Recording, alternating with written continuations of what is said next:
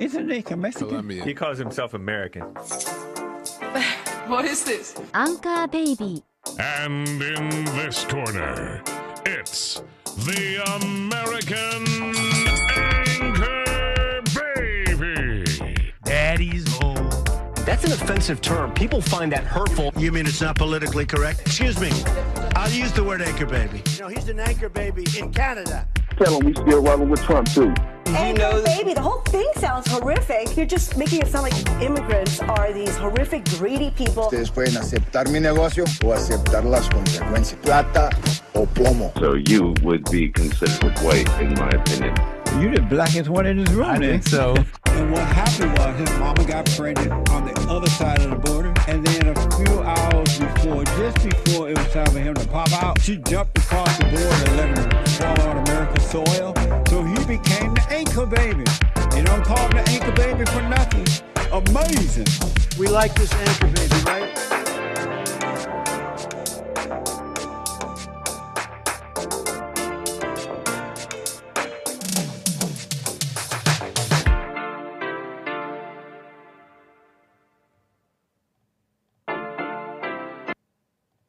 Hello, I'm the American Anchor Baby, and this is my show. How you doing, everybody? Welcome.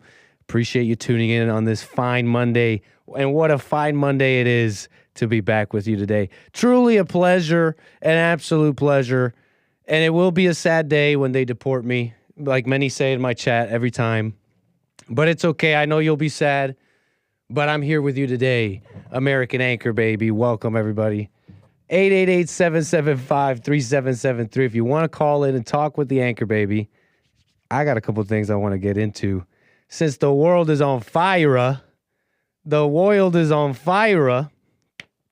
we going to do? There's some things I want to talk about. And I'm truly glad, and I almost have to give a shout out on this Monday episode, starting off my show today, to the great Jesse Lee Peterson. I mean, I have to. I feel like I have to thank him for pointing the way, and like basically, because if I didn't get a glimpse into how evil my own mind was, I wouldn't be able to make sense of anything going on right now. And I'm like a little intellectual too, so I would be coming up with answers. I can see it right now. I'd be going around saying, what we need is a universal basic income. You know, people, they're victims of their economic circumstance. You know, it's just racism has made them feel so bad that they have to. I can see it now. But yeah, I want to get into a little bit just how bad it can get, just how bad the mind can get, just how bad it can get. Just how wicked it can get. Los Angeles on fire.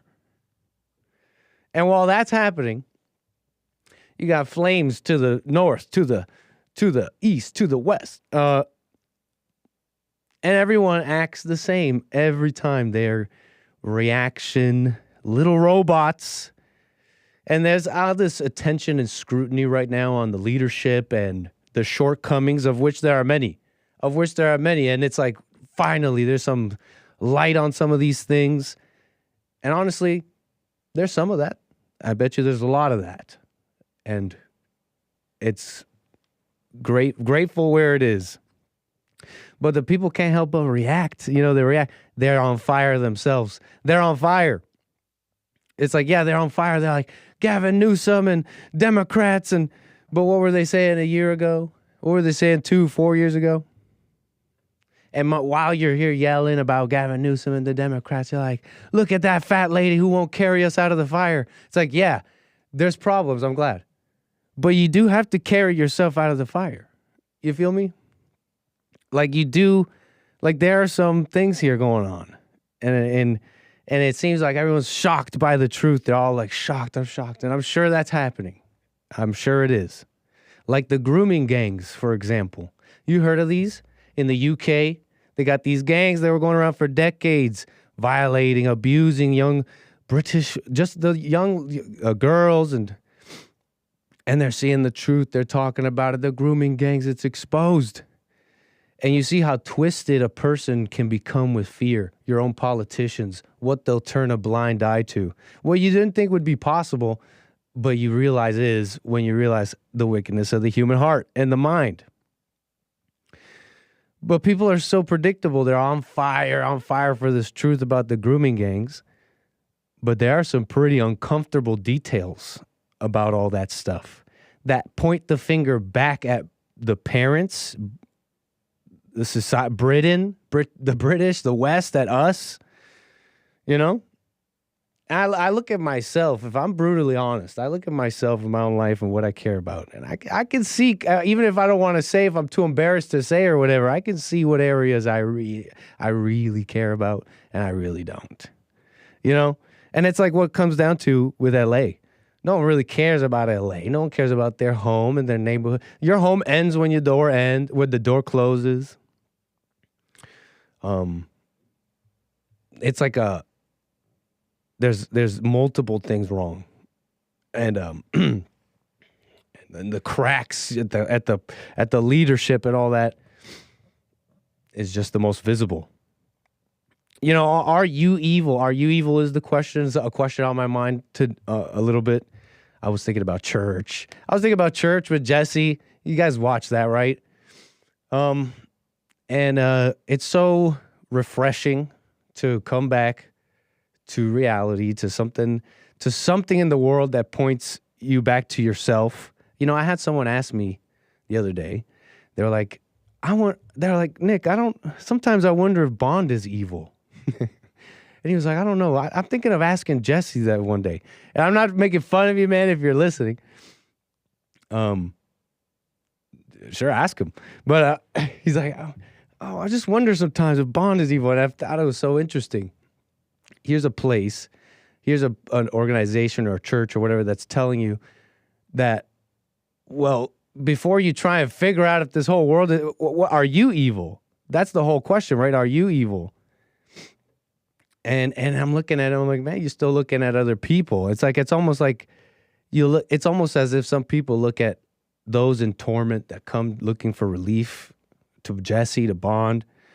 And it's like, he tells them, okay, you're in hell. And then they agree. They're like, okay, yeah, wow, I didn't know that. I guess I am in hell. I am pretty evil. And they're like, yeah, damn, I'm pretty evil. Okay. And then he tells them how to overcome it. He's like, drop the anger, drop the thoughts. But people stay in their torment. And I guess you get stuck looking at other people, but isn't that the whole message there? Like, look at yourself. Are you evil is the question. Because it's wicked people. You know what I'm saying here? It's wicked people running things. It's wicked people who've let their own homes become, dilapidated, or they haven't done the precautions they're supposed to do because they care too much about the government. Someone's got to save me. It's not my job. I pay taxes. I don't know. You know what I'm saying? Like, it's wicked people. And that's the answer. It's just wicked people, the wickedness of the heart, the mind. So how can you be better? And I think you can. I think you can be better. Okay? I think you can be better. I think it has to do a little bit more with letting go than what you got to do. But, you don't have to be wicked. Doesn't that make it simpler? Doesn't that make it a lot more simpler? Like, wow, I'm just wicked. And I'm like, I like appetites that don't bring forth good things. And you start adding them all up, all these individuals, and you got California, for example. And part of getting over that is simply recognizing that you are. Isn't that so refreshing? And so, it's like you could breathe. It's like your airways are opened up and you can breathe. So, it's like the beginning of overcoming it. So, just to tie it up, seeing the fires and seeing all the reactions and all that, and it's just a fascinating thing to see. So predictable. So I do want to get into a couple of things here. You can call me 888-775-3773. I think to start off here, wicked. Look, I'm talking about wicked people here. How it's they're at the top, then they're below. And these people, like the criminal neglect that has happened with these people that were voted in. Karen Bass, you heard these names so far. I don't want to get too far into them, the deets of the fires. You've heard it all. But here's a little bit of news. Daily Mail. Here's some of the latest theories on where's this fire coming from. Could have been New Year's Eve revelers, New Year's Eve partiers. Some fire actually went out. They were actually able to contain this fire, this blaze that broke out a week before this big one, New Year's Day, small brush fire. They called it the Lackman Fire. LAFD was able to contain it, reports said. They're saying that it's from this area, what they call a burn scar, with at the origin of smoke of the Palisades fire and all that. So it could have been some not totally contained New Year's revelers. I don't know. But does it really matter? It matters a little in that it makes you think of the homeless. It makes you think of the people that don't care about stuff. But does that take away and deflect from the leadership's shortcomings? Not at all. And on that leadership, check this. These are the people, the criminals. No, the people. It's criminal the amount this person's getting paid, if anything. $750,000 a year, they say, is what this LA Department of Water and Power CEO, 𝒔𝒐𝒄𝒊𝒂𝒍𝒔, makes. It's just, it's offensive. Like a $750,000 a year. I mean, and it's not working. You know what I mean? It's like, I want you to see her. I want you to see her talk a little bit, and then I want to get into what it made me think of when I heard her talk. Because, like I said, shortcomings, major shortcomings in the people that they voted for, but major shortcomings. And I'm watching this 𝒔𝒐𝒄𝒊𝒂𝒍𝒔 talk about, well, why didn't they have water? What's going on here? You're supposed to have water. And it made me think of another conversation. Let me just let you go through like how I went. So here's Janine. Janine, let's watch. Janine, come on, tell us, Janine. Tell us why didn't you have any water? Why didn't you have any water, Janine? Okay, this is the LA, oh, Lord. What's the friggin' thing again? LA Department of Water Power CEO, 𝒔𝒐𝒄𝒊𝒂𝒍𝒔, going to explain to us right here. This morning, those tanks, we ran out of water in the first tank about 4:45 p.m. yesterday. We ran out of water in the second tank about 8:30 p.m. and the third tank about 3 a.m. this morning. Those tanks help with the pressure on the fire hydrants and the hills of Palisades. And because we were pushing so much water in our trunk line, and so much water was being used before it can get to the tanks, we were not able to fill the tanks fast enough. So the consumption of water was faster than we can provide water in our trunk line. So I want to make sure that you understand there's water on the trunk line. It just cannot get up the hill because we cannot fill the tanks fast enough. What is the number of hydrants that could not get water because of these pressure issues? What percentage of the system in Pacific Palisades wasn't getting serviced at that point? We were trying to keep water at all altitudes on the Palisades, and I think about 3 in the morning, that's what... Speak English. Terry, blah, blah, blah, blah, blah, blah, blah, so far, right? Obviously. But why am I playing this for you? Why? It's like, do we really understand what she's talking about? No. Like, whatever. She's saying there's like all these reservoirs and, we ran out of water. It's just there's so much water. What can we gather from this as a layman? That basically we were, what do we gather? Let's put it concretely, simply. We have big tanks of water, but we use more than have big tanks. Like, you know what I'm saying? Like, they had all this water, but they needed more. And the amount of water they were using was faster than they could replace it. And so that's what she's saying here, right? It's like the water ran out. But it made me think of a conversation I was having with a buddy I made. I made a little friend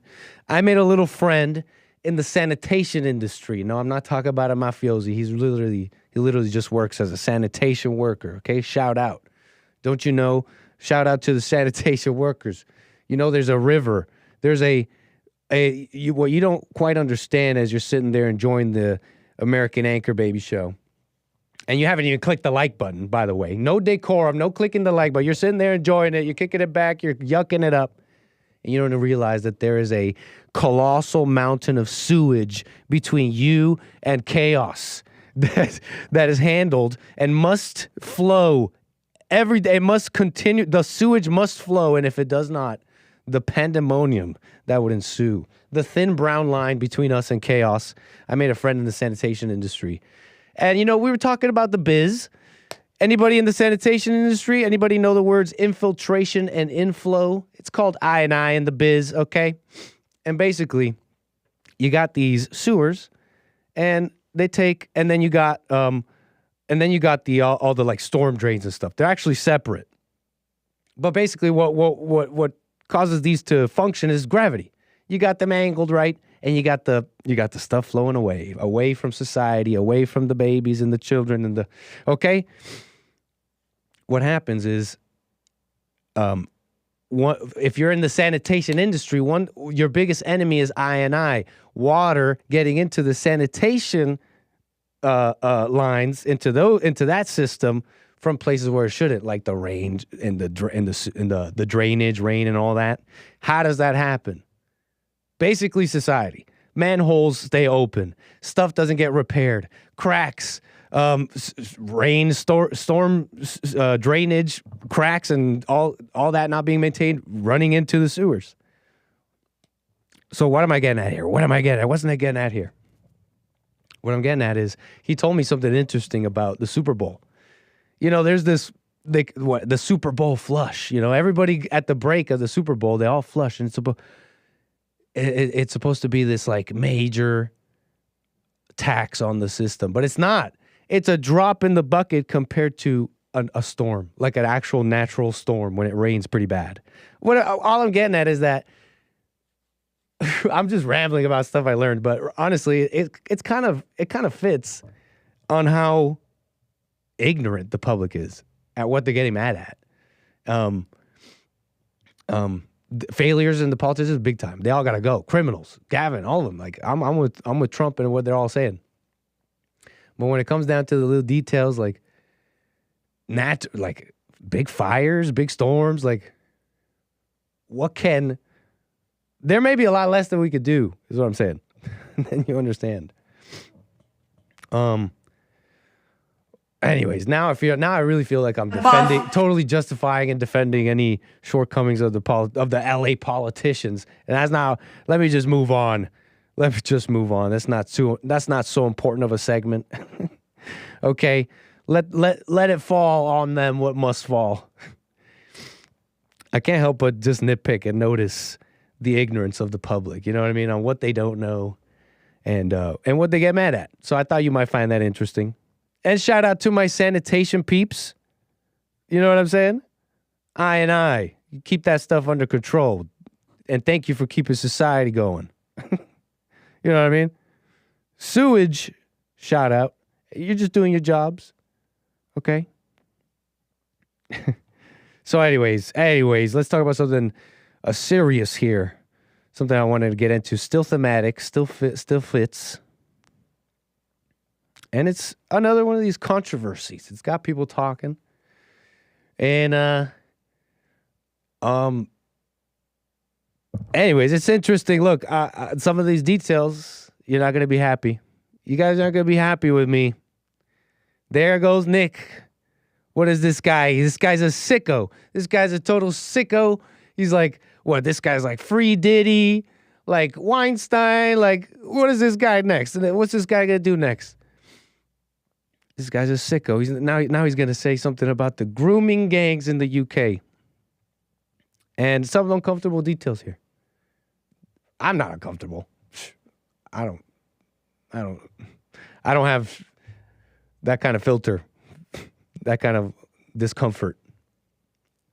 I'm supposed to say the nasty offensive thing makes you go, makes you clutch your pearls. Anyways, I'm just messing around, but let's get to the grooming gang thing. People are mad about it. You know about it a little bit. I mentioned it a bit. Here's a little recap. Over the little Christmas break, if you remember, if you actually go outside and touch grass. Maybe you were, and maybe you had a family. Maybe you had a family and you spoke of Santa and nice things and shared gifts. Maybe you were above what I'm about to talk about. But during that break, a controversy exploded on X.com, the free speech globalist platform of freedom. Is a name I just came up with, poking a little bit at Elon Musk. And it was over reports that Pakistani gangs in the UK were raping and abusing minors for decades in the UK, with allegations of cover-ups and everything, and of cover-ups and nothing be done and all that. And from what I could tell, there were rumblings in the I don't live there, right? But there were rumblings in the UK about a problem with immigration, honestly, for a while. But also in particular from these Muslim groups. And it came to a head with a report in August of 2014, an independent inquiry by one Alexis J, a former chief social work advisor to the Scottish government, alongside a series of other reports that had to do with other nearby cities. This one with Alexis J was centered in Rotherham. Rotherham? I always don't know if I say that correctly, but you may have heard of it. Now, the concrete findings of this whole thing were pretty grisly in some cases. At some points, it's real cases of actual rape and actual drugging and exploitation. We're talking some pretty nasty stuff. Some 1,400 children allegedly subjected to various things from 1997 to 2013. And the major institutional failures of this whole thing were a key part of the whole thing, like depraved instances of the institutional turning a blind eye. That's what I'm talking about here. Like, don't want to be called racist. And then, of course, the ethnicity of these grooming gangs became a key part of the criticism as well. You can imagine the controversy. Right-wing racists, they hate the Muslims. They're trying to be racist. No, but they're raping you get it. So that's that got unearthed again on X over the little Christmas break. And it's kind of been on fire since. They're still talking about it. Going viral, whatever. At this point, you look at Britain today. Let's open up that time capsule. They're looking at the clips. All the clips are being unearthed of the people doing interviews in 2014 and years before and all that. And they're saying, hey, something's going on, but no, you're racist. So it's like a time capsule. And it's funny to look at all that because you can look at Britain today. You can see how off the path, in a sense, the British have gone. Is that fair to say? They continue to make racism this major boogeyman. They're investigating people's tweets. And yeah, if you look that up right now, you get these people who were instigating instigating what seems to be what they're calling terrorism, right? And the tweets they're pretty damning, right? Because they're like, go to those, they're like asking people to go to those immigrants' shelters and burn them down. And so they're getting arrested for some of those things. And so it sounds pretty bad, right? But it's under this guise of anti-terrorism and their focus on far-right terrorism when they have very real problems that they're ignoring that have been unearthed again with these, for example, in this case with Muslims. You realize that it can get really bad. You realize that the mind can get crazy and you can have whole institutions do insane things in a whole country. Just, hey, that's just how it is. The Telegraph. This is from 2015. Child molester given longer sentences as victims are Asian. Judge to give West Yorkshire sorry, Brits, I can't speak your freaking West Yorkshire pedophile tougher sentence as an Asian sex abuse victim suffer more than those who are white. Yeah, a judge over there in the country we talking about said because this person's victims were Asian and Asians generally suffer more, and I'm not making that up, that's a real story, look it up, that he deserves a worse sentence. And this is like weirdly leveled, don't you think? This is weird. This story has some levels to it, because here we are looking at a Jamal Muhammad Rahim Lil Nasir. One of what they say is he's one of these groomers, right? One of these Muslim groomers. But yeah, here he is, subject to that same strange thinking of like, well, racism was afoot. And I wonder how many people would. I'm not telling you to feel anything for this guy. Like, if we don't care for the least of us, even the least of us grooming gang Muslims, then who will stand for us when they come for us? I'm not saying anything like that, but I'm expressing to you just how far the mind can go.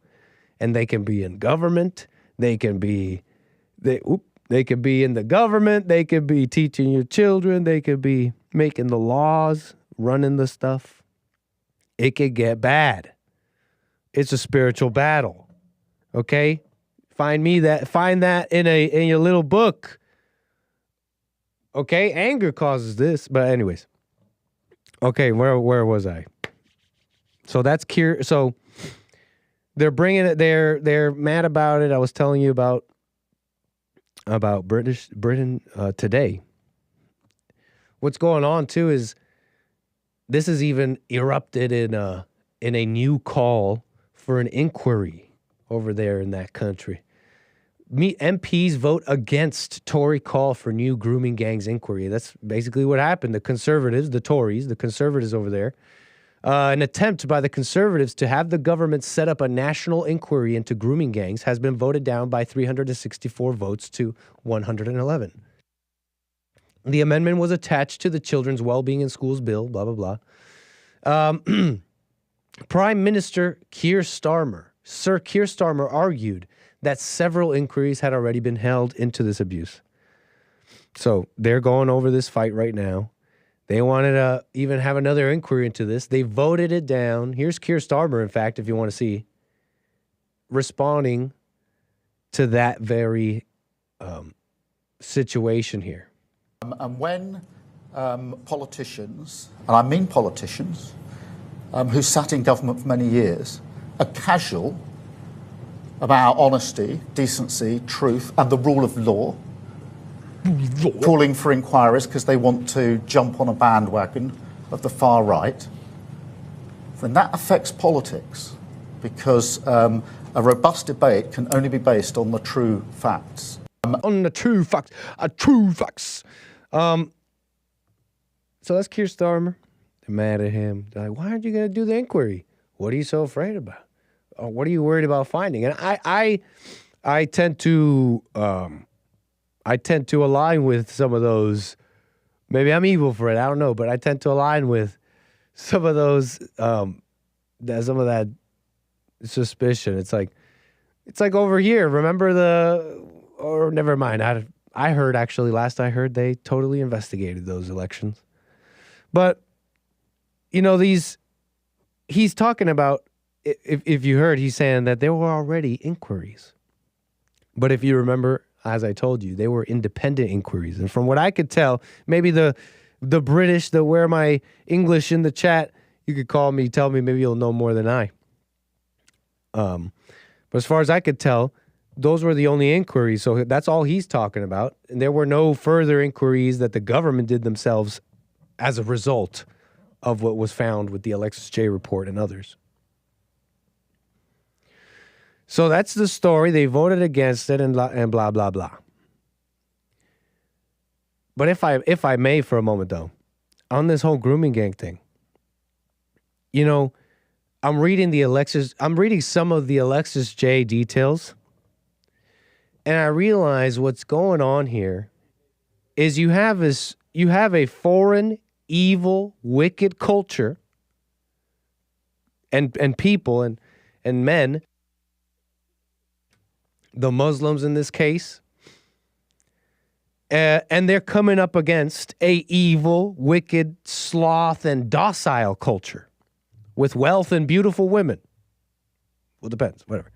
And you're seeing it play out. Look, how do I explain this? When you read some of the Alexis J details, you realize, yes, there is a foreign wicked culture here who does not care about the laws here. They don't care about the general, even the unwritten rules and laws, and they actually, they have a chip on their shoulder and a very negative view of white people, for example, in some cases.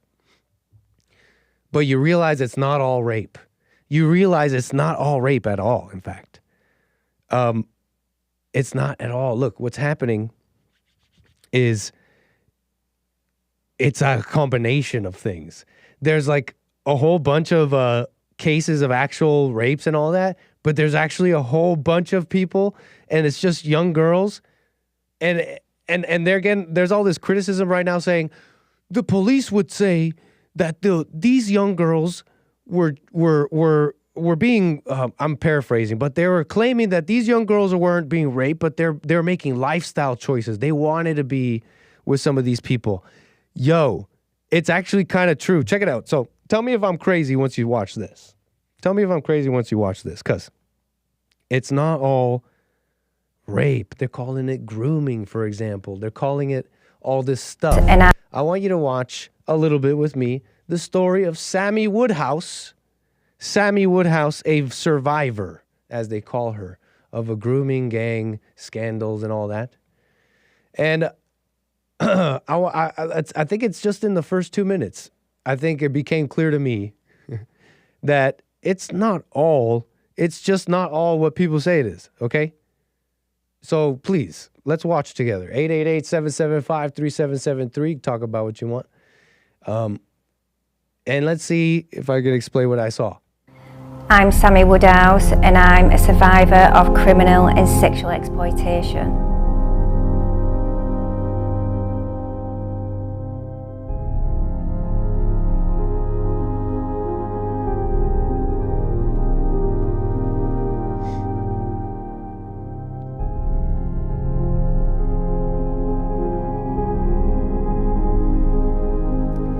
I grew up in a small town in the north of England called Rotherham. I grew up with both parents and both of my older sisters.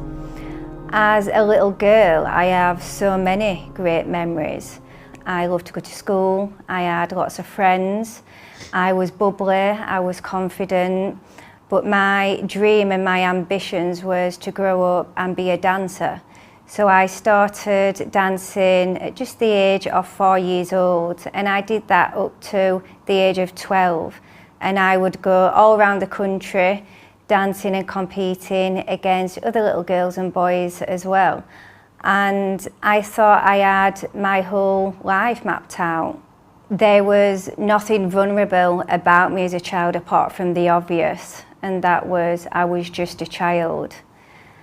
When I was 14 years old, it was just after my 14th birthday, I was on my local shop with a friend, and a man started to drive up the street in a silver sports car. He got out the car and started talking to my friend, and she already knew him, and I knew his brother a little bit as well. So when he asked us to go for a spin in the car, he didn't feel like a complete stranger. And of course, as a child, I didn't recognise what the dangers and risks could be.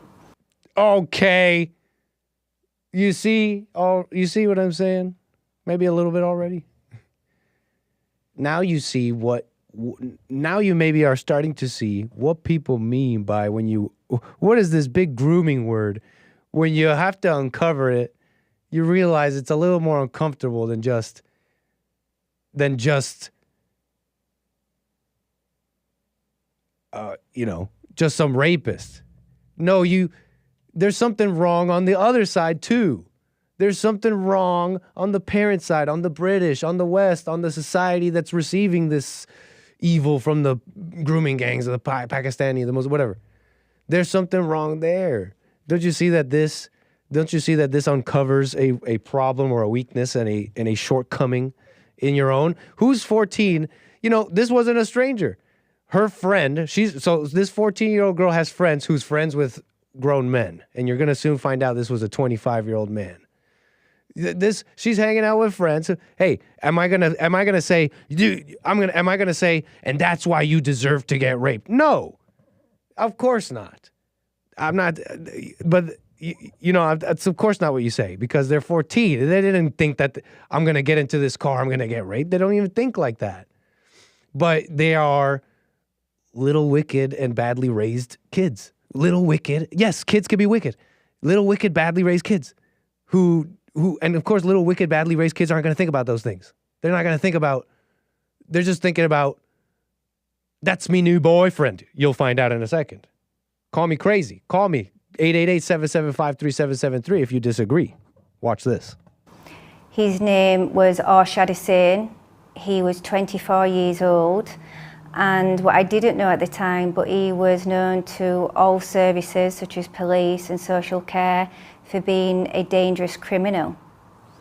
He asked us to go for a spin in the car, and we said yeah. And I had no idea, but that was going to be the moment that would change my life forever. And I would go on to be mentally, sexually, and physically abused for several years. Several years? Hold up.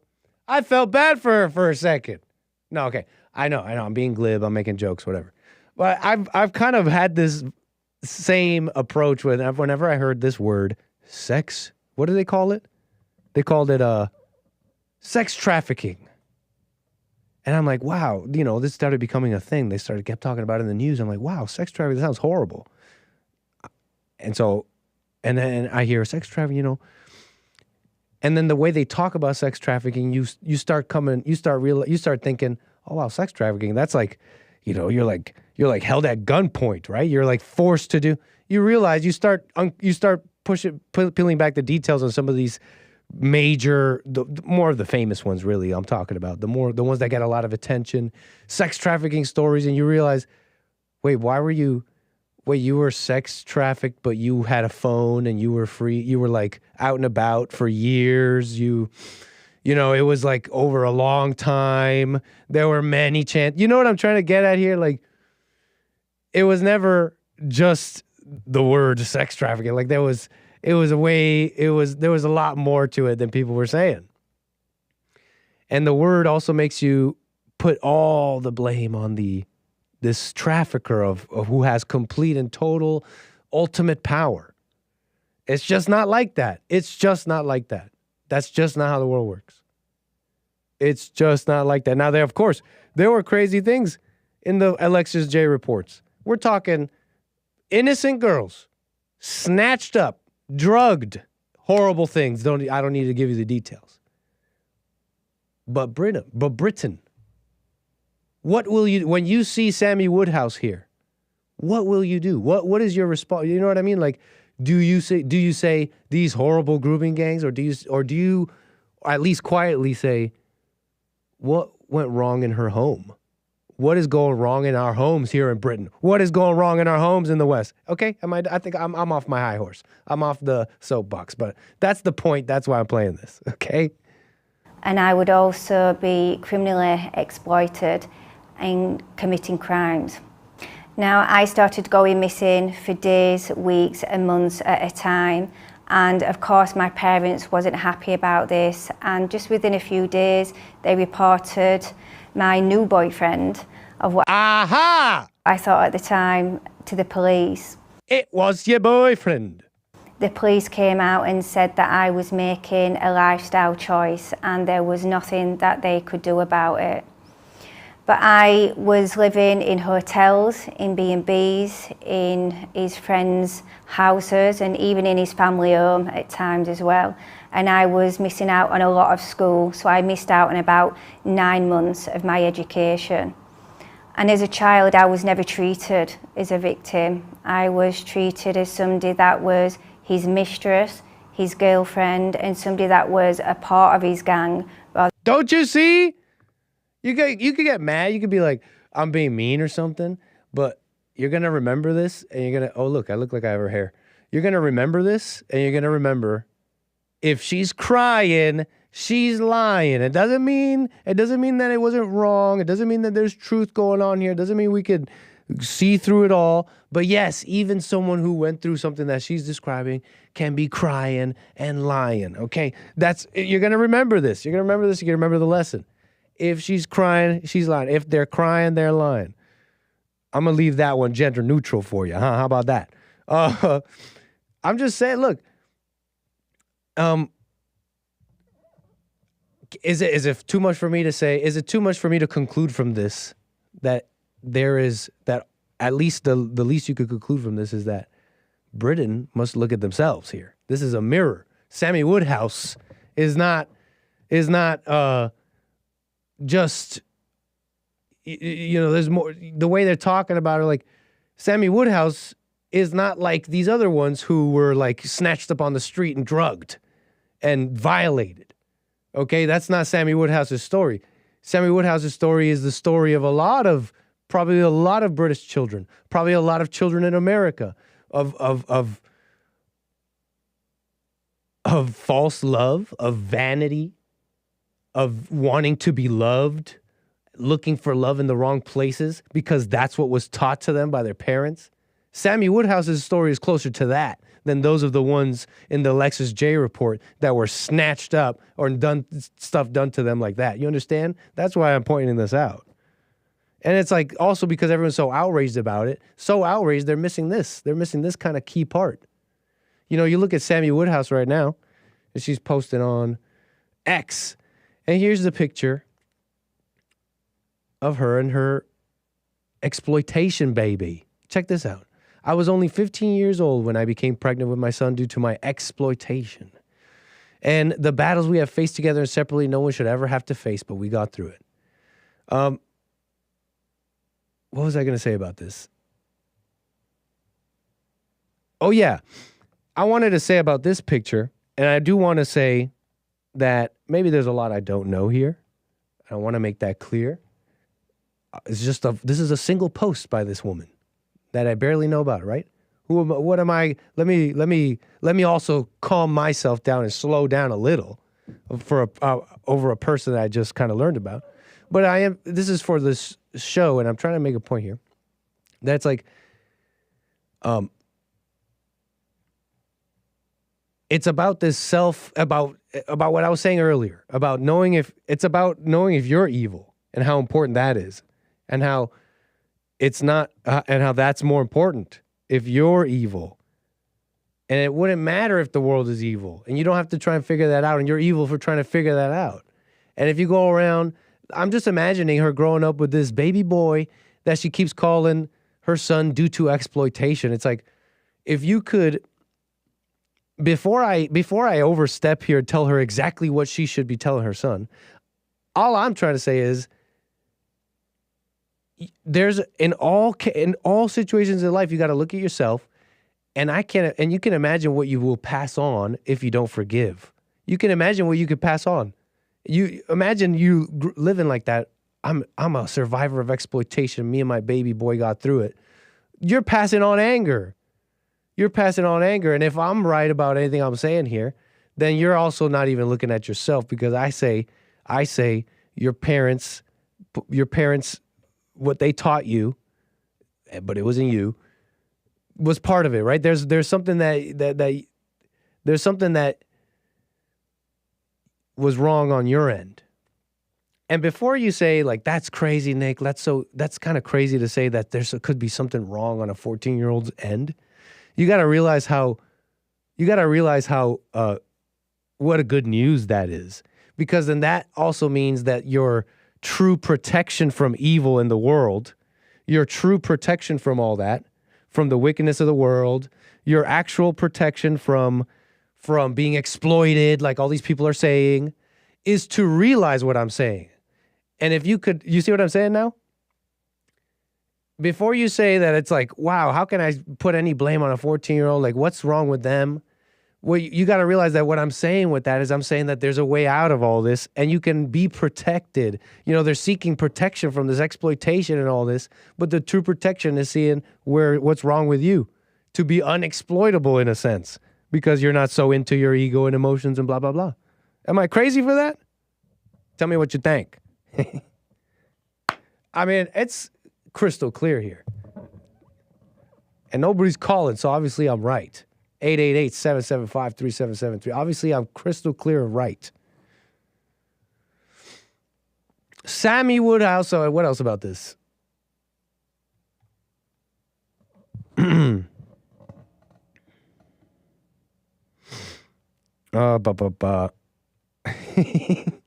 Let's see here. What else? Sammy, a mirror to yourself. What else about this? That's the grooming gangs, okay? Yeah, these are like they're like how do you call them? What do you call them? They don't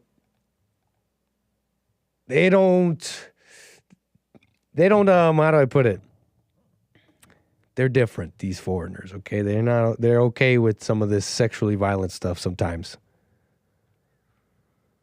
So when you got that, you know, and then fear of racism, what a nasty combination. People turn their all sorts of blind eyes to this stuff. And I had all these examples to show just how wicked people could be. Wow. Just how wicked people could be.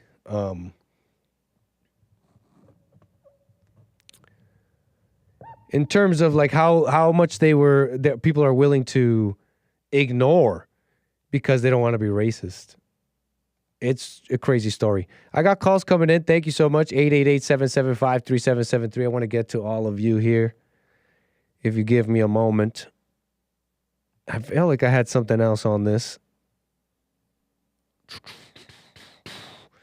You know, there's this father. I might play this clip for you in a moment. But first, I want to take Derek out of Nashville. Appreciate your call, Derek. You're on the air. Nick, Happy New Year. Happy New Year, sir. How you been? All is well. All is well here. Good to hear it. I came into what you were just talking about a little late in the middle of my workday, but I remember dating women that have been through things like that, and I think really what's going on is like they're looking for a father's love ultimately. And when you get used to doing that for years and years and years, and you don't know how to fix it, and really, how are you rephrasing? How did you say it's like you can have the protection if you know where to find it, but then I would be the one that tried to play God, and I would try and fix it, and then it ends up just being this horrible, awful cycle. What do you think of that? What do you mean by? What did you understand by the you can have your protection bit? Well, saying, you know, you have to go with it, and it's like right there for you. Like it's like if you knew, like it's if you knew that you had a problem. How do I put this? It's like let's say you had a fear of heights, and it's like and you could blame everybody else. Oh no, this is a bad analogy. No, but I think I know what you mean. But if you could, and you could blame the world for your fear, or you could say, or you could look at your life and be like, wow, I have this fear that's so terrible. Or you could say, wow, this fear is telling me exactly what the problem is, and I could be okay now. Right. Nah, whatever. What were you saying? Well, no, but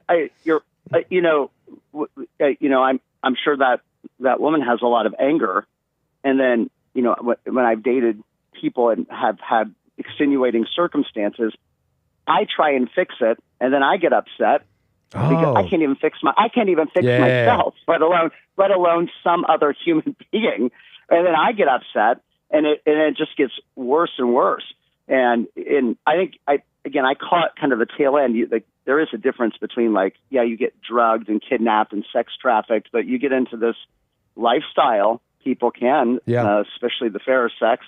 And then, my problem was I was trying to play God and fix it and think like, oh, I can fix this. Like, I'm a good man, I totally understand, man. And this but and it would be in that situation, that would too be a mirror to yourself. You would be a fool to blame the woman in that situation. You know what I mean? Whatever woman you were trying to fix, it would be Derek's fault though. And it would be a mirror to yourself and see what's wrong with you. When your kids are getting, and this sounds crass and horrible, like I'm not, how do I put it? Because no one's, it's almost like a forest fire. I don't think you can really blame anybody because your kids got swept up like that. But you can blame the parents a bit. But I don't see any of that happening. I don't see that at all. And this should be a mirror moment. If your kids are getting groomed. If your kids are getting groomed. Well, this should be a mirror to the parents of what they're doing wrong. But if they don't care, sometimes they'll use their own children to get whatever they want, which I find shocking. But I guess what I'm saying is if I found myself dating someone like that, I was like, I'm going to be the hero and I'm going to fix all of it. I'm going to fix her mama, everybody. I'm like, what are you even thinking, Derek? You can't take care of yourself, let alone that other individual. And I don't know what the answer is. You don't know the answer is to what? I know to get out of their hell. Yeah. But I can imagine, I can't imagine their situation, but all I know is I would get involved and I'd be part of I was thinking I was going to be this calming, solid, responsible presence. Yeah. But I just got caught up in all the drama too because I wasn't working 100%. And a person who wants to save someone like that can't be working on themselves. And you know what's such a sobering and anchoring realization is that even that thought you had of I want to help someone, even that was evil because you would think at least the intention was good, but no, when you really examine it and you uncover it, it's more like this insane person who thinks he's God and he thinks he can help people. He thinks it's his responsibility and really if you go even deeper, that person is getting life and a thrill from thinking they're helping and saving and they want those people under them. You know what I mean? And so it's really sobering to realize that actually even that so-called good intention, that's a misnomer. Scratch at the surface, it's pure evil. It's wicked. I agree. I did that so many times, and I look back, and I'm like, oh, it's really, if I'm being honest, it was a big ego trip for me, right? Thinking I was going to come in and change the situation, change another human being. I'm going to make it all right. And it was all an ego trip. And I couldn't see it because I couldn't see anything, right? Let alone help another human being. I just thought that was, it's insane, man. I appreciate what you were saying. Yep. Yeah. And I was the one that was acting more insane than anybody, probably. So, but anyway, I appreciate you guys so much. No, thank you for your call, Derek. Call me again. I will. All right. 888-775-3773. We got Terry out of Oregon. How you doing, Terry? I'm all right, Nick. How are you doing? All is well. So, I wanted to push back against some of the rhetoric. Let's talk. Let's talk, Terry. Let's talk, Terry. Help me out here. Help me out here. Help me. PR. Do some PR with me. Anchor, slice off the fat here. What am I getting wrong? All right. Okay, let's talk about this teenage girl making quote-unquote lifestyle decisions when she's not legally an adult. She can't make decisions for herself to be independent if she wished. And the police just completely ignoring the situation she was in. I mean... Are you talking about a specific case? Let's say, she was missing school. She was, clearly being prostituted. It was clear. There was one that I'm thinking of, in fact. This is one that's gone super viral. With the great hair. Oh, sorry, what? The girl that you were just playing with the great hair. from Rotterdam, the Oh, British yes. girl with the Okay, go on. that you were Sammy judging. Woodhouse. Sammy Woodhouse. Go on. Right. Okay. So how is it that if she was missing that much school and she was in her parents' custody, the police would have gotten involved? But she's staying at some strange man's house, clearly getting prostituted, and they don't interject or do anything about it because it's a lifestyle choice. What sense does that make? In what It's way? very clear Like that the police do not want to get involved oh, and It's a fine do question. anything about. it's a fine question. Interesting question. What's that got to do with what I'm saying?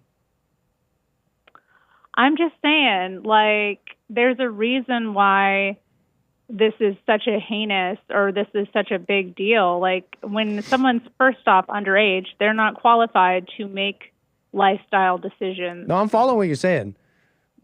But follow me there's here. a reason why What's that minors got to are do with what I treated said? differently.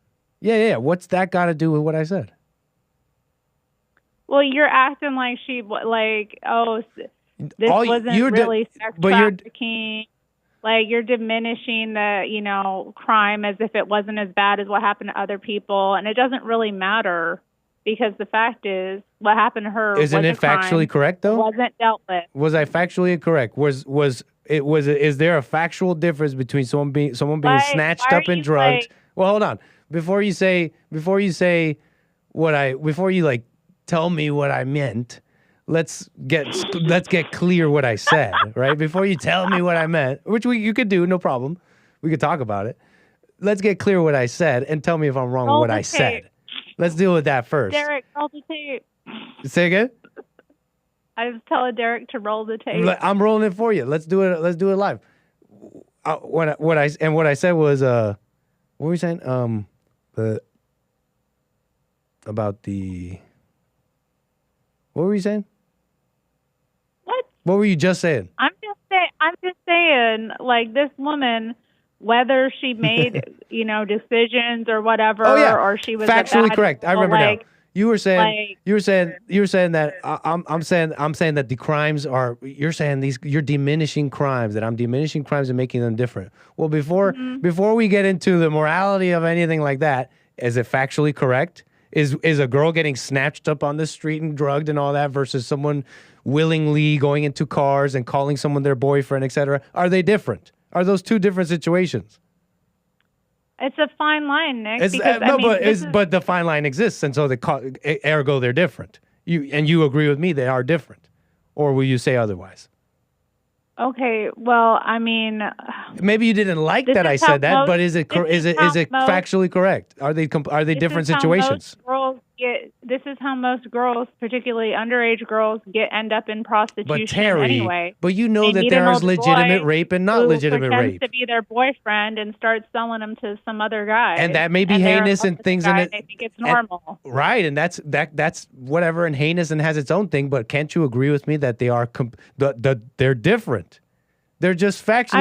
Like this remote I have in my hand is different than this mouse. I'm just making a factual. You know what I'm saying? Like even the situation you described. No, don't load me. Why are you making this differentiation when, like, legally speaking, but it's why all sex are you trafficking, deflecting it's all from? wrong. Well, I'd ask you why are you deflecting from it? I'm not deflecting. But yes, you are. You called in. Let me explain to you how you're wrong. deflecting, because you called in and said, to say, but you're deflecting, okay, Terry? You're deflecting from the original point. You're deflecting from the point. You're the deflector. You're deflecting. No, it is, because the point was, okay, what does you? Because you called in to say, something else than what I was talking about, right? Because I was saying this is a mirror to look at yourselves, parents, and then you say, but I forget what you started off with, but you said some situation, and I'm like, what's that have to do with this? You're deflecting. Maybe it's mutual deflection. But look, you're deflecting. You started off deflecting. There's a whole lot of deflecting going on. Okay, then point it out. What's the deflecting? Go. Point it out. I'm just saying. No, point out the deflecting. Go. This ain't the first time that sex trafficking has come up, and you've been all like, oh, well, it's not like this, so why is it even as bad as like all that? Or But you're missing the point. I'm not here trying to say something's as bad or as not bad. No, you're missing the whole point. Like I care about that, but you've shown that you care about that because you didn't like how it sounded. Oh yeah, I care about it. Oh, but but you're missing the point, Terry. How can you disagree with me that this is not something that this is something, a mirror to look at themselves, the parents, and what's wrong with them? You're telling me that's not true? What is you still have yet? You see how you've said nothing to that point? So what are we You going to just do? didn't like. All you're saying is that I'm diminishing this and that. It's like, okay, maybe I am Terry, and maybe that's mean. But what's wrong here? What's wrong? The issue is that the freaking cops weren't dealing with these situations, even though they knew about them. I'm glad you brought that back up. What are the cops supposed to do? Like, if there's a minor, you got to understand. I have a situation for you. You should be making arrests. But you don't know that because you don't know the details. You don't know how the cops do show up, and then when they do show up, they're like, "Okay, tell me the story." And then the so-called victim is like, "They're lying. I'm with my boyfriend." Blah blah. You don't know those details. You don't know that that's how it goes down. Did you know that that's how it goes down though? Terry, did you know that that's how it goes down? That cops show up and they're like, "Okay, you got to go with your parents." They're like, "No, it's my boyfriend." But do you know all that? Why? Nick, why is a teen girl boyfriend fine question with an adult man? A fine question. How does that? What does that have to do with what I'm talking about? And there's the deflection for you. In that situation, what is a teen girl doing with? What is a teen girl doing with this man? Is a different question. We're talking over each other, Terry. Hold on. We're talking over each other. Go ahead. You go. Sorry. My bad. Go ahead. You go. If I were a cop in that situation, I'd just be a little sus about, You don't think they are? Why is this teen girl? I'm talking over you. I'm big time talking over you. But You go. I think they failed these girls, a lot of them, and it's clear stuff was going on. And a lot of it was down to the fact that they didn't want to create racial incidents because of the nature of the fact that these were Asian descent men who were largely involved with trafficking of white girls. Mm-hmm. Terrible, truly terrible.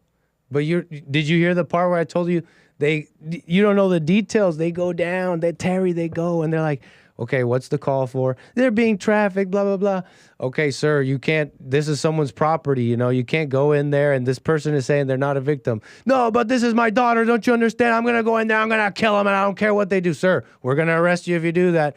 You understand, you don't know those details, Terry, so you're talking about things in a way, and it shows that you don't know what you're talking about. You understand? It's like that they're just these victims, and it's like the cops didn't do anything. What did you want them to do? You know what I'm saying? Like I wanted them to go in there, and bust down the doors, with guns blazing, bust down the doors, and for what? A person who's saying I'm not a victim, for a person who's saying I'm not in trouble, who would then those cops would have to be those cops would then be liable because they're doing a crime themselves. This person is saying they're not a victim of any crime, and now I'm busting into the door, and you know what I'm saying, like. But if she is like an underage girl in this situation with a man who's clearly like having sex with her, who's an adult man, keep saying there's these a things. crime right there. You keep saying these things, and I keep letting them fly. You keep saying these things, and I keep letting them fly. You're saying clearly being prostituted. You're saying clearly being prostituted. Clearly, I'm letting those fly, but I shouldn't. Like contact her parents to like have them pick their daughter. You don't think they are? That's what I'm telling you, Terry. You don't know the details. The parents and the cops are closely in contact. They're at the location. They're begging them, "Hey, you got to come home." And the cops are like, "Okay, what's going on here? Explain it to me." And the so-called victims are like, "Nothing's going on here," and the cops can't do anything at that point. Don't you realize that? But they're minors. It don't make no sense. If they don't have rights if they're staying at home, why do they have all these rights when they're not at home? It doesn't make sense. I understand it doesn't make sense. It's a fine question to have. That they're not in school when they're out being like hosed in the Separate streets, question. However, but if they were at home missing school, CPS would be knocking down the door like, what's going on here? That doesn't make sense. A fine Why line of like, inquiry. A deflection, but a fine line of inquiry. It's not a deflection. It it's is. an addition to.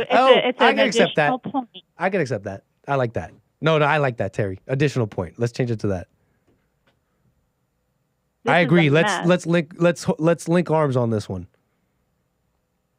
Man, why are parents treated like criminals or less than damn pimps are? It doesn't make sense.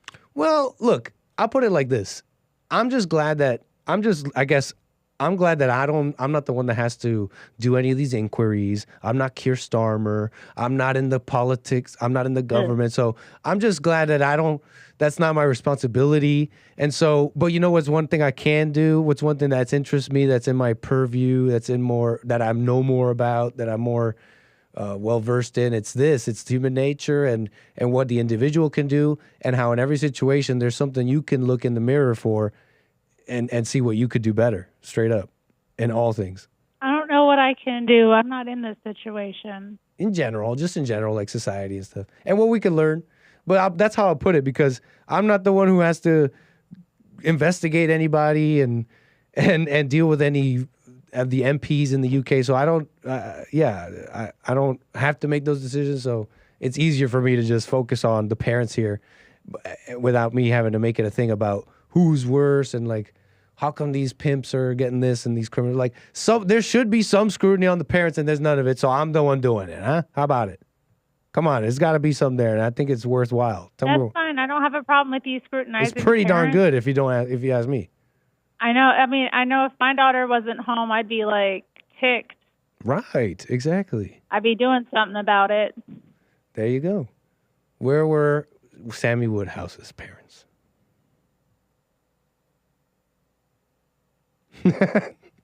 Terry, thank you for your call. Anything else you want to say before we go?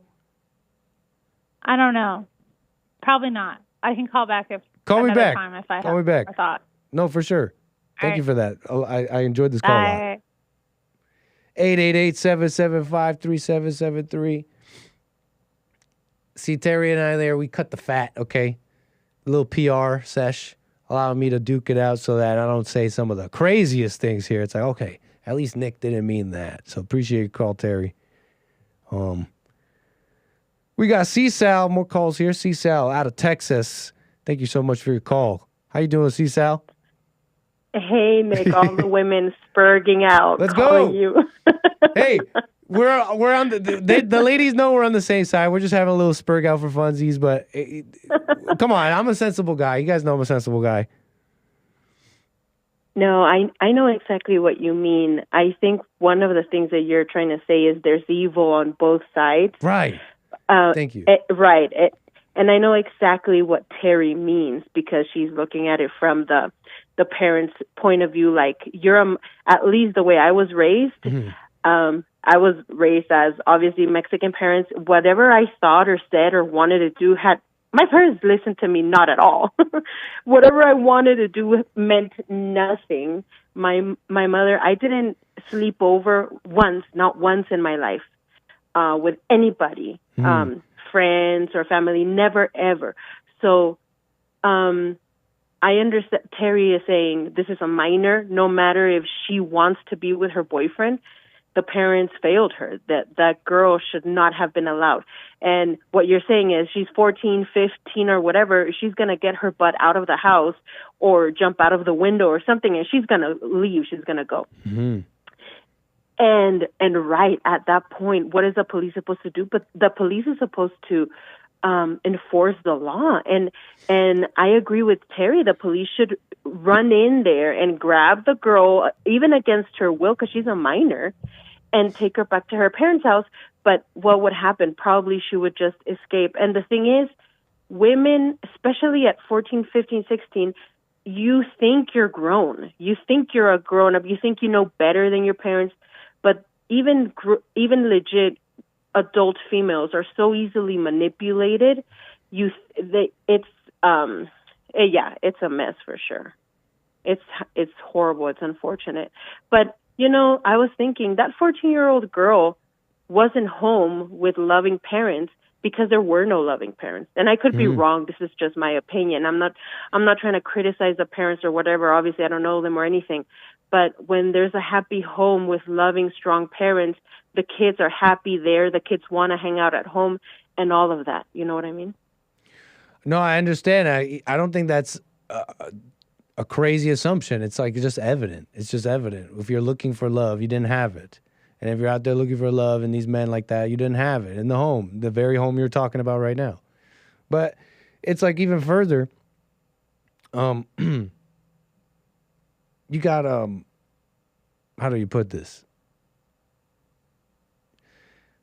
I guess, well, I forgot what I was going to say. I heard us saying the other. I heard us saying the other day. Who was it? I can't remember, but they were quoting some old writer or whatever, and basically this person wrote this saying, and it said the man on his way to the brothel or on his way to the prostitute is searching for God. Is on his way to try to find God. So basically, I can't, call the little 14, 15-year-old girl, well, she says that she got what she deserved. She was trying to get a boyfriend, blah, blah. But you notice I didn't say any of this. You guys keep adding to that. Right. I didn't say any of those things. No. The ladies love to add these words like deserve. No. Notice I didn't say any of those things. But No, you didn't. No, I didn't say you did. No, I didn't say you did. What I'm saying is, I know at least the Hispanic community, that's what we would say about the girl. Yeah. She's a little hoe and she's running the streets and blah, blah, blah. So, of course, this happened to her. And to a certain extent, she exposed herself to that danger for sure. But I think it's all human beings. They're trying to search for that, for whatever it is. But it's I didn't even say Sammy Woodhouse was being a hoe even. And I know that's not, you didn't say that I said that, but I wanted to make that clear that even with the Sammy Woodhouse, if I may interject real quick, I wasn't even saying that she was a hoe out there. She was just like, but it was like a boyfriend. You understand? It was someone she had intimate relations with for multiple years until she, anyways. That's what I'm trying to say. These Caucasian parents, and maybe it's not just Caucasian parents, but at least with Mexican parents, the Mexican parents don't care what the kid wants or if the kid's crying or whatever. It's like, this is the law. These are the rules, and you're going to follow the rules. You're going to stay home. You're not going out anywhere until you're 18. And it makes it so much simpler because that girl was like, I was a dancer since 4 years old. Yeah. You know what happened? The little 4-year-old was like, Mommy, let me go dance. Let me go dance. And she was nagging, and the mom gave in. So she got used to giving into this little girl's, what she wanted to do. No, don't listen to the freaking kids. Interesting, yeah. 14-year-olds could be wicked. Am I crazy? You could be a bad little kid. You could be a bad little kid, little rotten bad kid. Oh, heck yeah. I'm not saying you deserve the death. You don't deserve. I'm just saying you're a rotten bad kid. And bad things happen to rotten bad kids. Like, I don't know what to tell you. Yeah, that's why it's the job of the parents to safeguard that. What else was I thinking? You made me think. What else was I thinking about? I'm sorry. I said a lot. No. I just can't remember, but it's an interesting thing. So, what do you think so far about the conversation? Anything I'm getting wrong here? What do you think?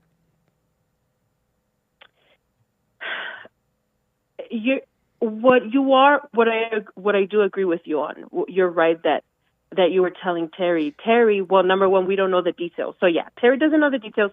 I don't. You don't. We don't know the details, right? If the parents went in there with the cops, we don't know. Oh yeah. But we don't know. But what I do agree is they shouldn't allow the 14-year-old girl to say, no, I'm with my boyfriend and I'm staying here. Hell no. Grab her by the freaking hair and drag her into the house. But cops aren't allowed to do that. That's what you don't understand. No, but the parents are not. Yeah, I know the cops parents aren't allowed to do that. And it's like even, I keep hearing this like that's not a crime for a 14-year-old to not be at home necessarily. How do I put this? What was I reading? I was just reading this. I can't remember, but you brought up the example. You think the cops should bust in. They should bust in and drag the 14-year-old out and all that. But here's another thing about that. I was just reading about this. You don't know how many times that happens. You don't realize how many times that does happen. And it happens all the time. And they're brought back. They're even called, even when it has to do with school, it's called truancy. But there are other cases. The point is it's like this losing battle, this attrition thing. And it's like, you don't know how many of these cases the cops, it's like 3, 4, 5 times. It's like, Jessica, how many times have we done this? And it's like, now Jessica's pregnant in 15. It's like, well, there you go. Right. You know what I mean? Right. The same thing happens. I've heard a lot of men like say that they're at the gas station and they see this man beating this woman. So, you know, the hero in them, they go in to try to protect this strange female, and they get the guy off of him, and then they get in a fight, and then the woman starts beating the man that went in to help her. Yeah. I seen that. Yeah, it's crazy. So wow, yeah. Because so because he's actually defending her man at that point. Yeah. It's like, we were in a fight, but now you're fighting my man. It's like, that's my man, though. What are you doing? I need to protect him. It's insane. Yeah, it's insane. Yeah. But anyway, that's all I wanted to say. Thank you for your call. Call me again. Thank you. Bye. All right. Okay. Let's see here. Let's talk about, let's see here. What are we going to do now? Let's check the super chats, people. Okay, I'm a little rusty. I almost forgot about y'all. How you doing? Welcome to the show. Welcome to the super chats. The magnanimous, the generous, the ballers, the few. How you doing, 𝒏𝒊𝒄𝒌𝒔𝒕𝒓𝒆𝒂𝒎? Thank you for the super chat. Says, Nick, the adult knows better. What the? I can understand how uncomfortable this may have been. But know this. I really just trying to point out there's evil on both sides. There's a lesson there for us all. And these words we're using are misnomers. Grooming, rape. Let's use the words correctly. And that way we may have deeper understanding and truly overcome. How about that? 𝒏𝒊𝒄𝒌𝒔𝒕𝒓𝒆𝒂𝒑, thank you for the super chat. Appreciate it. Another one from him says, Nick, it's true the parents and the child could do better and protect themselves. However, that doesn't change the fact that they were graped, and there were many of those cases. There were many of those cases where they were legitimately graped. But also, I'd say there were a lot of those cases where that's not a grape. You just can't call that a grape. That's something else. It's not a grape. This is a remote. This is a mouse. You know what I mean?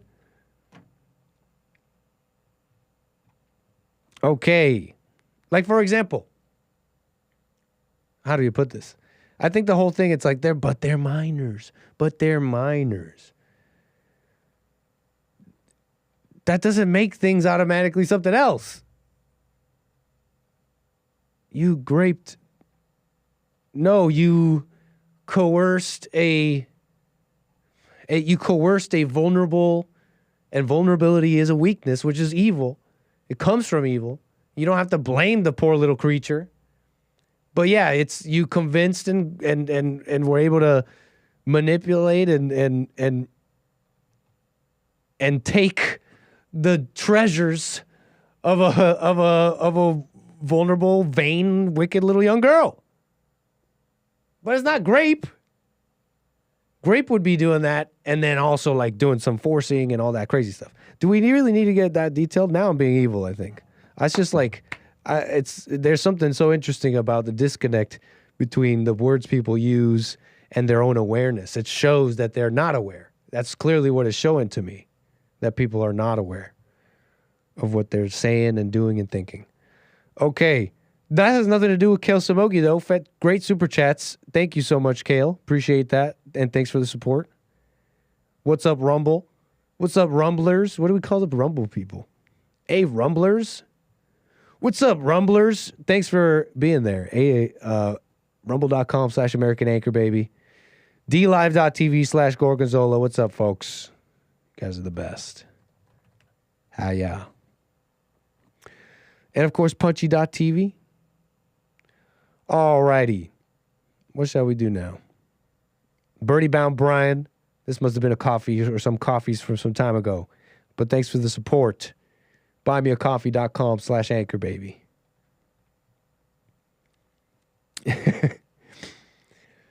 Okay, let's see here. You know what? Let's do this. Here's something funny. You guys see that? The president?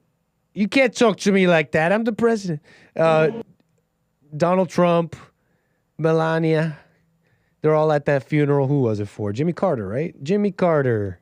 You know, he was a president, 39th president. He died. And they had a funeral, and they had this moment where Donald Trump and Melania came and sat down, and then others came and sat down, right? Like Kamala Harris and Dougie, George W. Bush. And so people were scrutinizing this moment because it felt like these were all people who've said at some point some pretty nasty things about each other. So people were really scrutinizing the body language as they greeted each other and all that. It was a moment for people. It was amusing to see Trump and Obama looking all chummy. And I heard that something Hake was talking about a little bit. It sounded interesting. I might have to go back.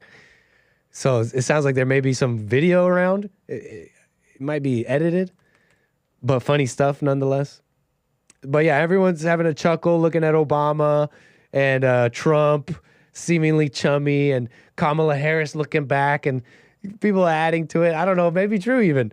But the body language is telling them that Kamala Harris isn't so happy looking at Obama and Trump being chummy. I like the idea of Trump being friends with everybody. It's just impossible to not be friends with. And so that's a little bit of that. Trump, let me see if I can find it. Jimmy Carter. Although, and so, yeah, that's what happened. But there was this one moment that was funny to me. Let's see here. So this is that, I guess. This is the tense. They're like, oh, look at the body language. What could they be thinking? There's Mike Pence, Trump, Melania. Look at Melania. Melania. That's how he'd say that.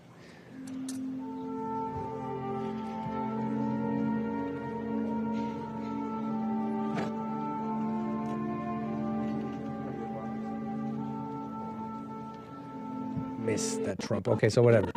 People walking in. Let's see what else here. Obama. We love Obama, right? Obama.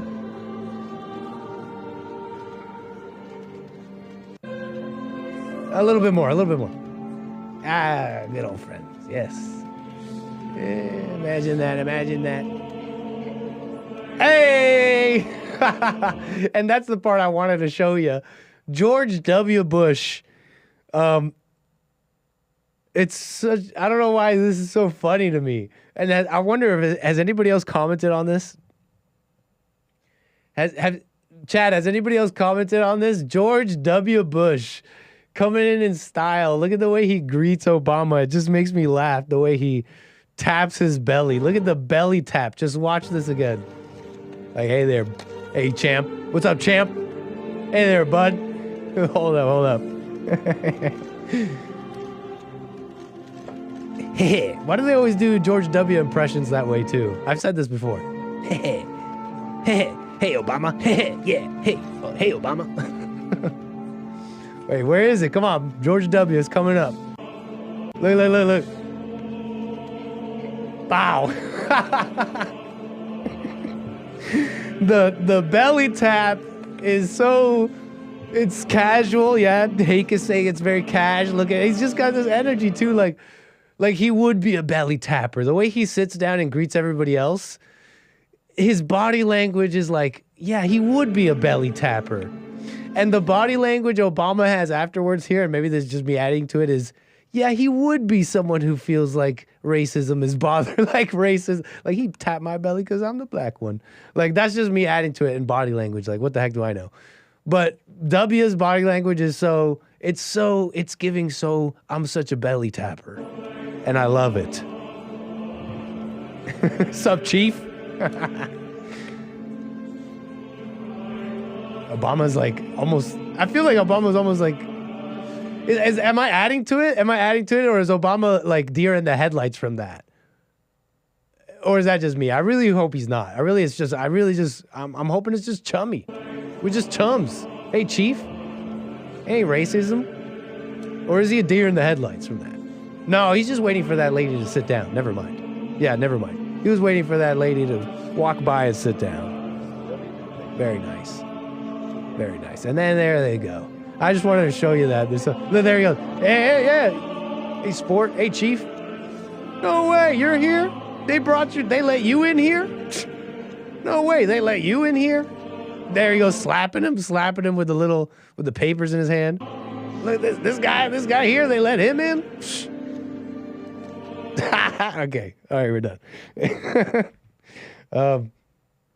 Yeah, George W. We're just having fun with that, a little fun stuff. Here's another one for you. Bonnie Blue. You know, I talked about this, this lady, she was, what was her name? My name's Lily. Lily, I'm here to have sex with 100 men. Lily, I was telling you about this girl. She went viral because she had sex with like 100 men in one day or something like that, right? Remember? I was playing the clips of her talking about it, and we had our little segment on it, and she didn't quite speak like that. I may be doing a disservice to her accent. I'm going to have sex with 100 men. Lily, very vulgar stuff. Lily went off and had sex. She's like OnlyFans model, and she went off and had sex with 100 men. Went viral, you know about it. So here's your story for you. OnlyFans star tops it. We got the ladies, another lady here who won't be under her shadow, whatever. OnlyFans star Bonnie Blue says she's broken the world record by sleeping with 1,057 men in just 12 hours. Bonnie Blue, what have you done? What? That's crazy, right? OnlyFans 1,057. 1,050. Wait a second. 1,057 men? 1,000 men. Hold up. Wait, hold up. Something's not clicking here. Wait, hold up. 1057. 12 hours. Hold up. 60 minutes. 60 minutes in 1 hour. Wait a minute. 60 times 12, 720 minutes.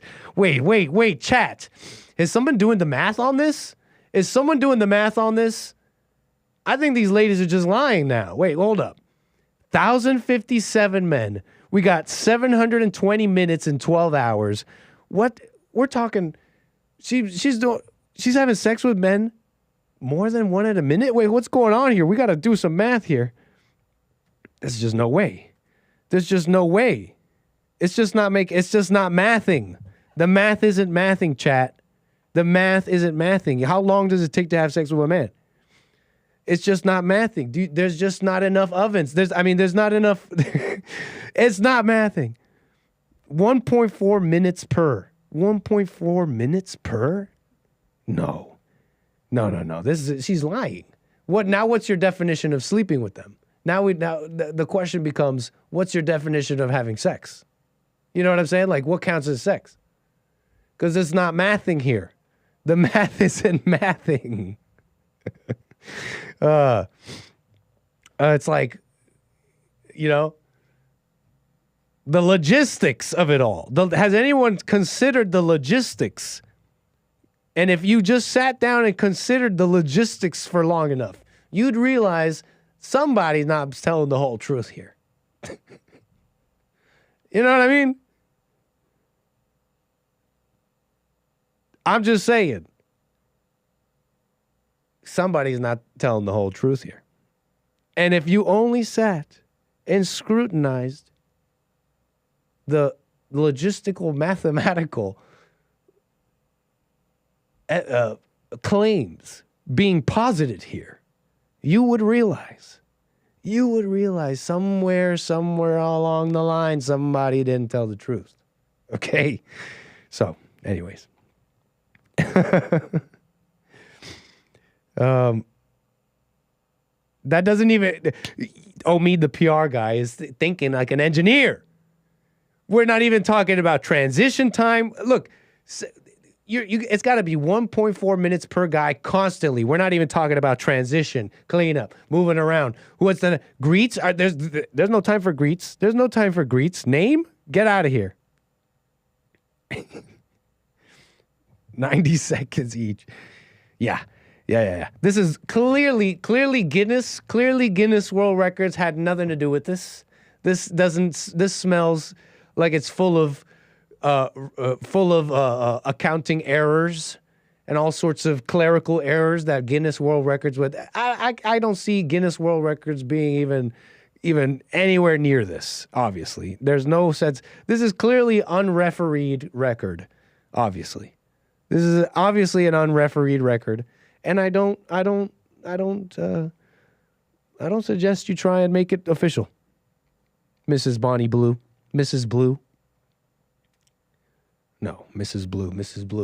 There's something you could do. Mrs. Blue, please. It's time to, I don't know. Go to rebuildingaman.com/church.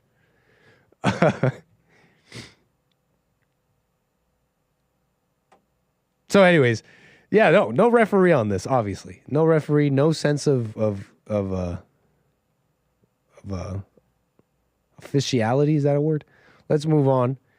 But stay kind of on theme here. The women, what's going on here? Female-minded violence. Check this out. You may have heard of this story. It's kind of interesting to me since I've talked about similar things here. And I just didn't know that it would come to this. I didn't know. Let's see if I can find it here. Okay. You may have heard of the story of the Tinder date. Who was lured out. The Tinder date who was lured out. You hear about this? College students arrested for allegedly luring man on dating app and attacking him. And I've talked about something similar, okay? You know, the story goes, it's apparently these college-age people, they lured this guy out. They had baseball bats. They allegedly were calling this man who had arrived to what he thought was a date with someone on Tinder. They said they called him a predator, began to chase him. Story goes, this man, who was 22 years old, apparently, there was no indication that this 22-year-old man was trying to meet underage girls and women. In fact, the story goes is that he matched on Tinder with someone named Kelsey, who was 18 years old. It said it on her Tinder profile that she was 18. It was a real profile, wasn't fake. Oh, it says the police did not provide the man's age. And then he was approached by this group who were hitting him with the baseball bat to calling him a predator, filming it, chasing him around, laughing it. A group of about 25 people chased him, closed the car door on him, punched him in the back of the head. A few minutes later, the group could be seen coming back in, laughing and high-fiving each other. Like I said, you may have heard this story. Here's a little bit more on that. Massachusetts, authorities arrested 6 college students who they say lured a man to campus using a dating app, where he was then chased down by a group of 25 people, assaulted, and falsely accused of being a sexual offender. The ploy, police say, inspired by a social media fad that they say may be based on the former NBC TV series To Catch a Predator. You see on social media all the time, but you would never expect it to happen, right next to you, right in your own school. It happened at Assumption University, where in court documents, police say a man was invited to campus by an 18-year-old student who used her real profile on the dating app Tinder. Authorities say when he arrived, the man, whose family says is 22, said he and his alleged date were watching a baseball game in the student lounge when the mob appeared and began calling him a pedophile and accusing him of liking sex with 17-year-old girls. The man told police the group chased him to his car, where they punched him in the head and slammed his car door on him. He got away and called police, who say surveillance video shows the group of students, many of whom were filming the incident on their phones, laughing and high-fiving with each other. In a statement, the Catholic University calling the behavior abhorrent and that they have launched an immediate and thorough investigation. But the incident not isolated. 11 teenagers in Mount Prospect, Illinois have also been charged after police say last year 2 men were allegedly lured and beaten after arranging to meet up with a person using a dating app. Authorities saying some of the teens got the idea through a viral social media trend they saw online.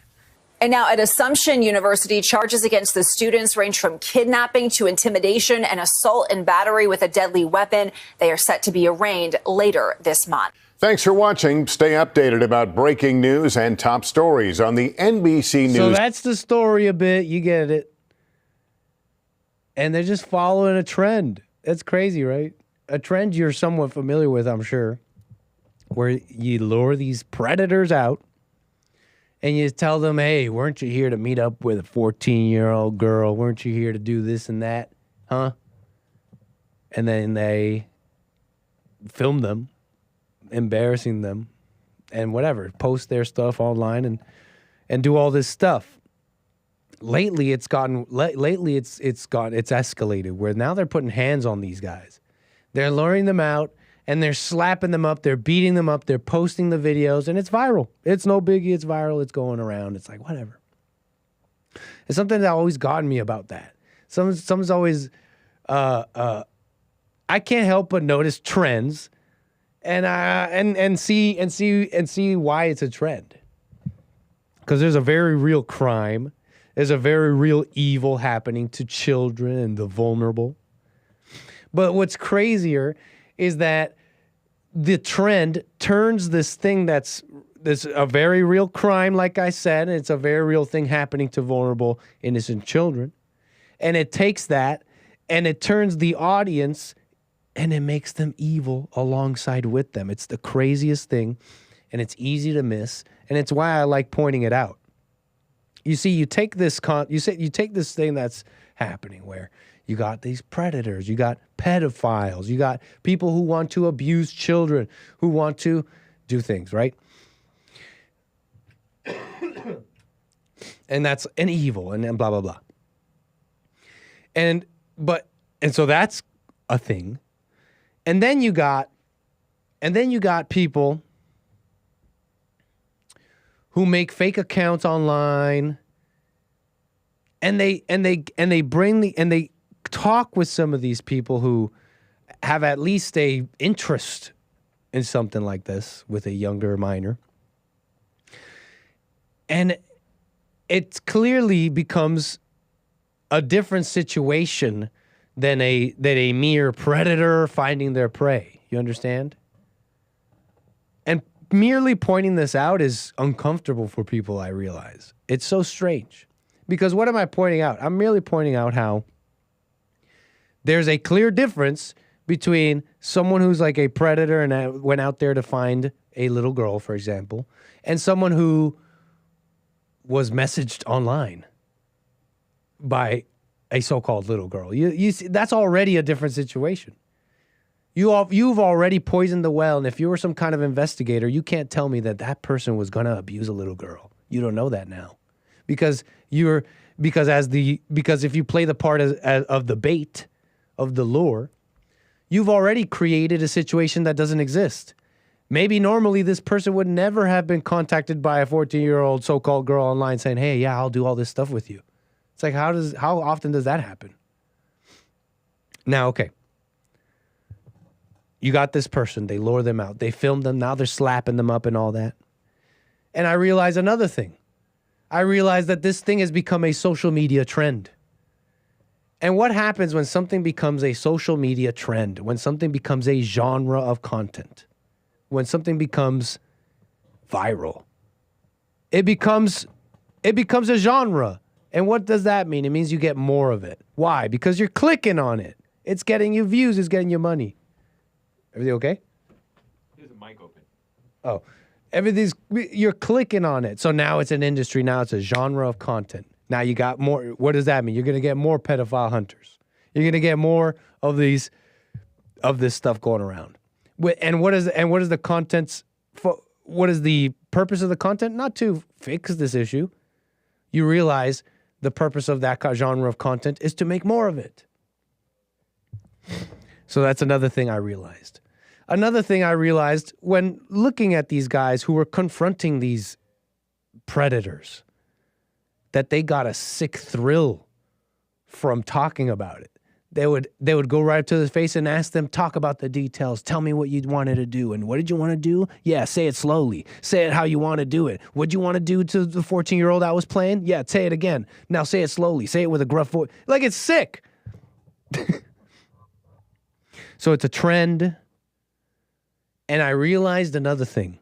About this. You see all these young guys following this trend. I realize that this is also, how do I put this? This is how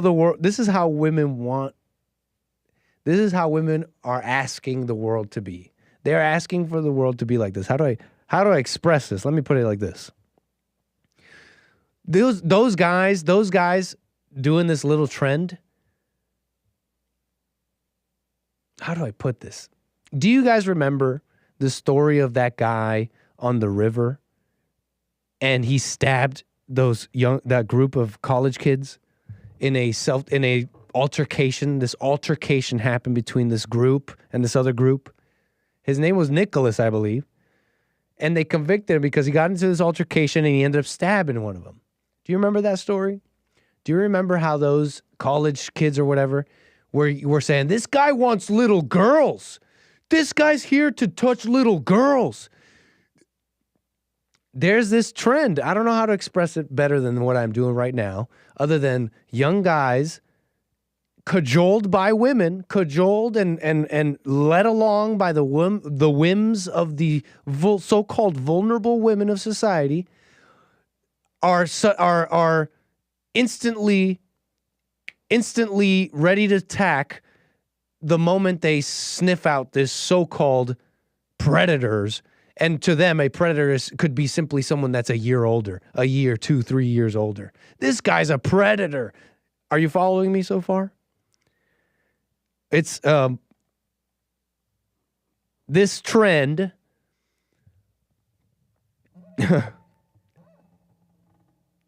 These people, these guys, these Zoomers doing this trend here are cajoled along by, it's like a society of little boys, little dogs defending the head bitch. Do you see that, or am I crazy? And that's not good. That's not good. That's a really bad thing. That's actually a really, really bad position. That you just got these rabid little dogs ready to defend what? Defend the ego of the woman, and the woman is not even vulnerable or that much of a victim or innocent. You know what I'm saying here? Are you following me? What do you guys think so far?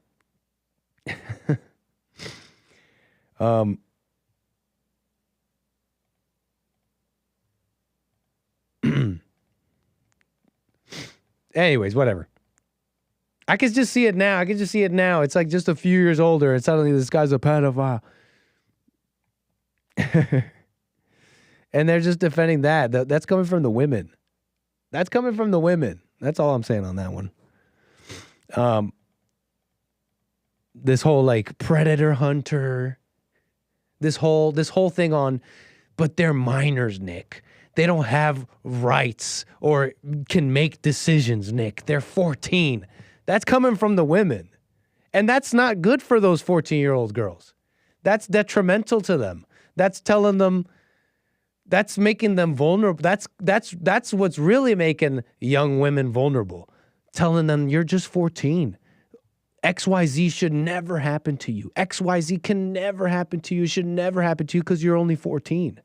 That's giving them, how do I put this? That's giving a young child a wicket out from self-responsibility, which is the only thing that's going to like protect them. You understand what I'm saying? You're giving them an out by saying, because you're 14, XYZ should never befall on you. It's like, why?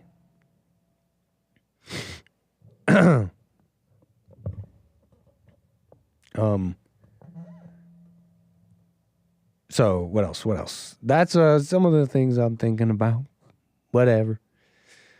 And that's pretty much it. What else here? We done did it, I think. What else do I got for you? These are the things that were on my mind, folks. Let's see what the chat is saying, okay? Let's see what y'all think, okay? I've been going on and talking with some of my callers here. Some of these super chats, amazing super chats. And I've barely given a gander to the chat over here. You've been very kind. You're chatting away, tickling the algorithm, helping the channel.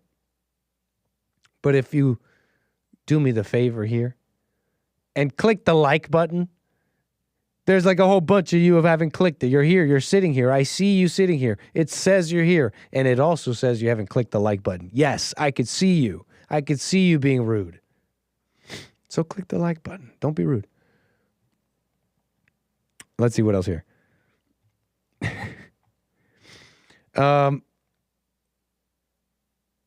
Amazing. Oh, we got 𝒏𝒊𝒄𝒌𝒔𝒕𝒓𝒆𝒂𝒎 with a super chat here. Thank you so much. With a question. So, Nick, do you think it's possible to have S with a minor and it's not rape? Yo, man, this is why people are up in arms about this conversation. Great question. So, Nick, do you think it's possible to have S with a minor and it's not rape? Of course. Why is that so controversial? Why is that crazy? And why is it that if I say something like that, now you think I'm saying that you should go out and have sex with minors? I'm simply describing, I'm just using language as it should be. A grape is to forcefully have sex with someone against their will. It has nothing to do with their status as a minor or not. And if I were to point out this factual use of language, all I'm pointing out is simply that. And I'm not saying anything else, like you should go out and have sex with minors or something. That shouldn't be a controversial thing at all. Nick, do you think it's possible to have S with a minor and it's not rape? Absolutely. It's called, you know what I'm saying? Like can it still be wrong?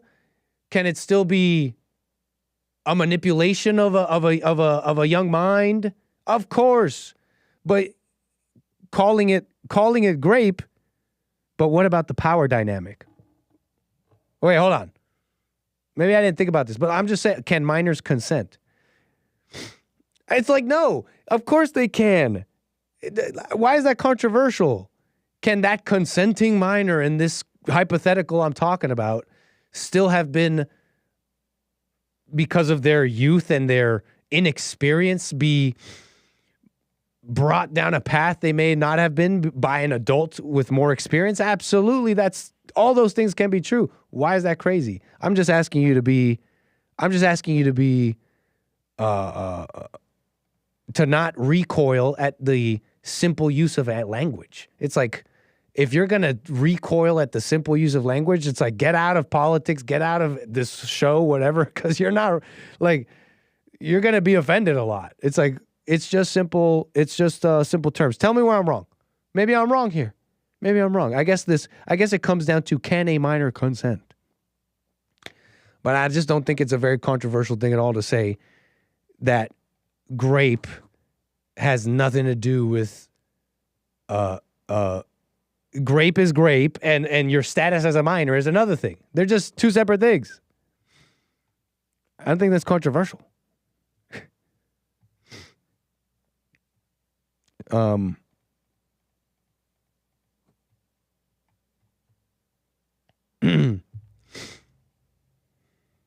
And you'll never be able to find out what's going on with your kids and the homes. If you keep turning a blind eye, like kids can't be like your kids, like you can't raise wicked kids, rotten kids that would not see the dangers, you know, that would, you know, I don't know if you know kids like that, but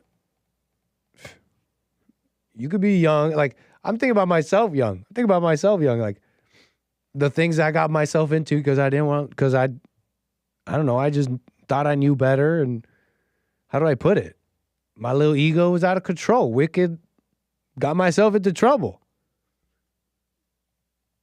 How do I, would I look at my young self and be like, and that's, and like yell at him and be like, yeah, that's why you deserve everything you got? No. But I would understand. That, wow, the things that befell me were destined to happen because of my parents and because of everything.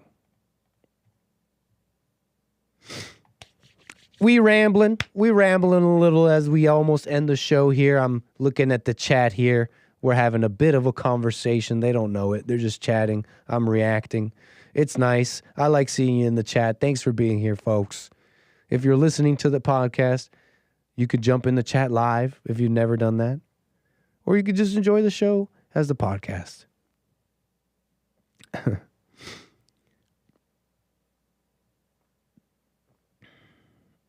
What else y'all saying? Let's see. The touchy subjects, uncomfortable, but I don't feel uncomfortable. It's pretty easy. This is pretty simple. It seems pretty simple to me. Let's see what else. What are y'all saying? Babies can't talk. The buzzword. Oh, yeah. See, you guys are talking about consent. The power dynamic is a communist buzzword. But what about the power dynamic? What about the implication?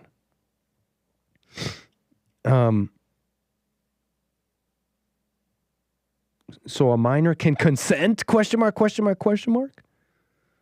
I'm not saying yes or no. I'm just saying those that are saying no, like fully, are liars. They don't know what they're talking about. Think about yourself as a kid. Come on. It's like you didn't know stuff, but you also knew stuff. You were like a kid. You didn't know stuff, but you knew stuff. And you're like, I don't want to follow the rules. I want to do this. Don't forget to ring the bell. Thank you, KT. Appreciate that. Like. I saw the likes go up after that little berating I gave you. I saw the likes go up. I saw who's the real OGs. Okay? I see y'all. Don't worry. The real OGs. Amazing. Dating apps. What a mess. All right, y'all.